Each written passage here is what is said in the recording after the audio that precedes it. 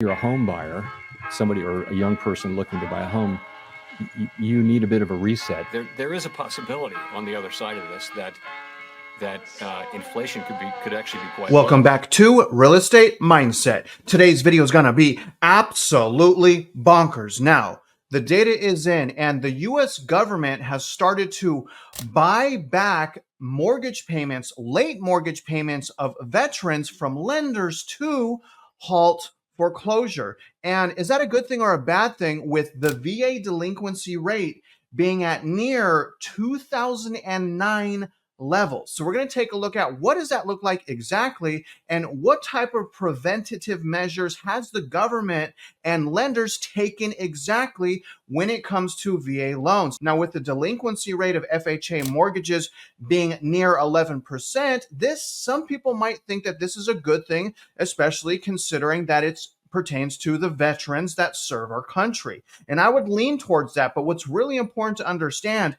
especially if you're a veteran, is you need to understand exactly what's going on, because if you have a VA loan right now, you don't just want to stop making your mortgage payment, because it could drastically impact your credit and therefore your purchasing power. So it's going to be really interesting, guys. We're going to dig into all those things today. And if you guys find value in this video, please hit like, subscribe, hit notifications. It really helps out the channel a lot. But regardless, let me show you the stats. I wanted to read this little paragraph from the National Mortgage Professional. Early stage delinquencies in VA loans have reached their highest non-pandemic level since 2009. The rise in interest rates appears to be affecting the performance of recently originated loans. And that's on top of FHA mortgages, again, being at near 2010, 2011 levels, being that they're almost 11% right now. So the fact that VA loans is,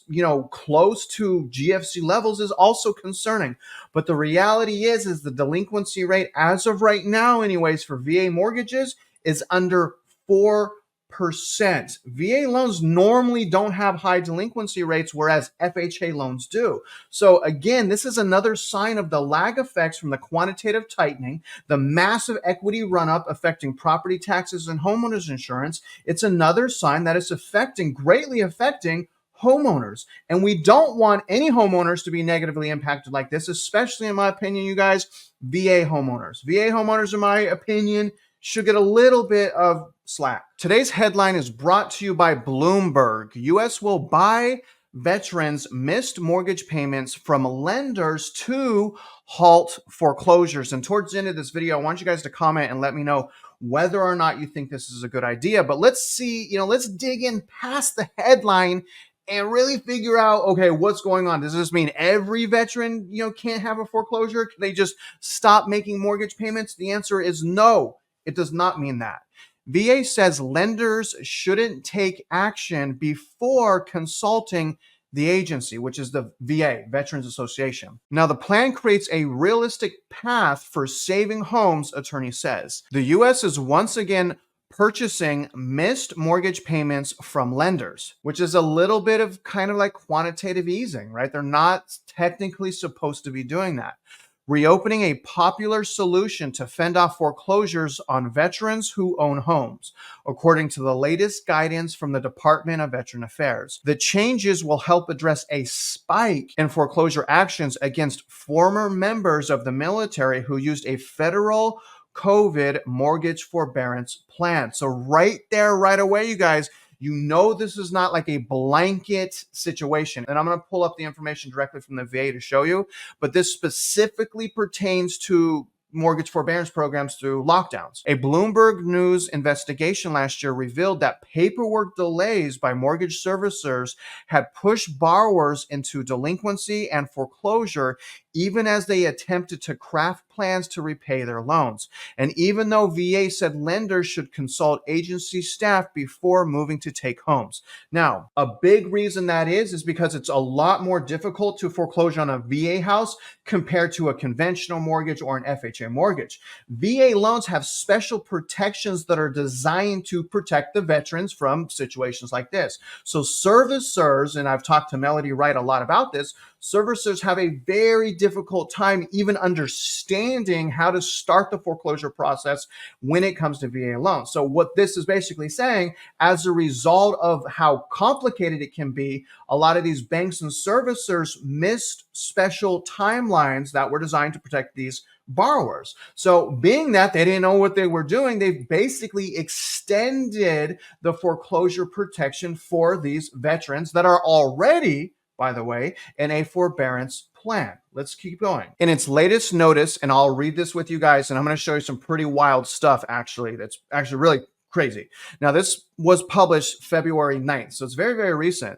The government acknowledged that companies sometimes didn't do that. So they're not consulting the VA, they're just trying to foreclose.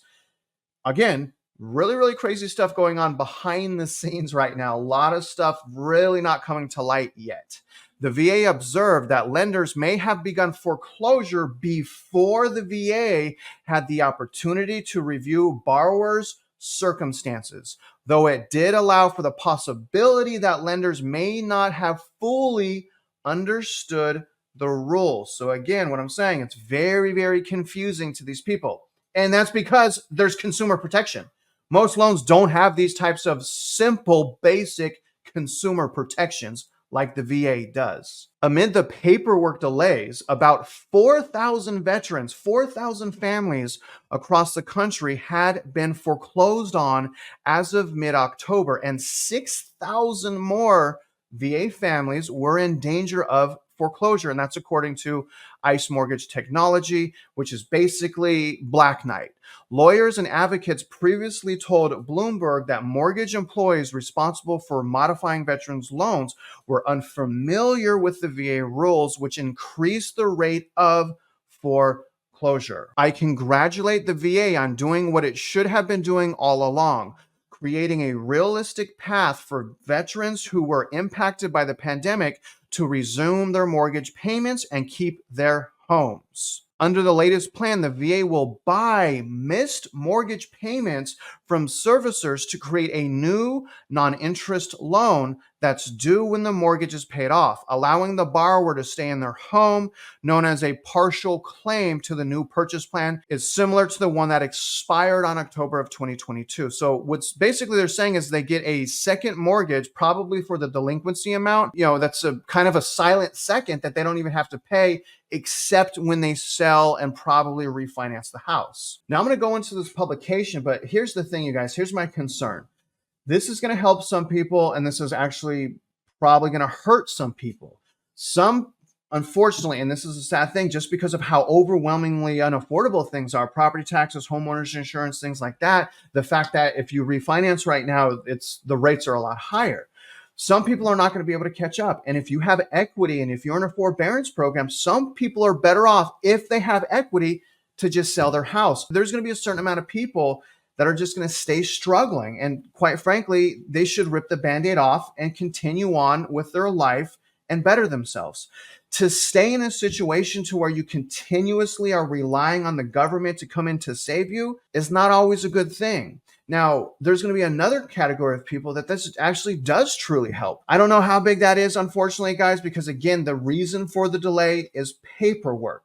But I will also say this, if you are in one of these plans, I would take advantage of it, because when I read deeper into the publication, they're doing some pretty wild stuff. Take a look. Now, again, this is from the VA. This is the Veterans Benefits Administration. This was circulated on February 9th, 2024. And really, guys, it's basically just extending the COVID-19 forbearance protection. So it's extending the assistance through May 31st of 2024. That's really all it's doing. And if you guys want to know the backgrounds, affected dates, it's all here. But what's also very interesting, when I scroll down here, and you guys can, if you want to look at this yourself, that's fine. But when I look at this section right here, it's very interesting, because what this says, basically it's outlining steps. Okay, so step A is basically the VA purchases basically in the arrears up to 30% of the UPB. And what UPB is, the unpaid balance. So to me, that is absolutely crazy if they rearrange that, that 30% in unpaid balance. Now, what's interesting is this helps reduce, basically they want to reduce the payments from 10% to 25%. And there's other steps here. So if you are in a bad financial situation, you do have a VA loan, I'm going to link this in here. And you can look at the steps, look at your rights. Now, even if you're going through a modification, still know your rights, because again, like we have just found out by reading that, a lot of the servicers don't even know what they're doing. So it's really important, again, that you understand your rights. What are your protections? And it's also important to understand when it's best to walk away, because again, a lot of these basically COVID forbearance programs, allow it, not all of them, but some of them allow it to where your credit's not impacted. So if you're in forbearance, you're under one of these protections that doesn't allow your credit to be impacted, that's about to end in May.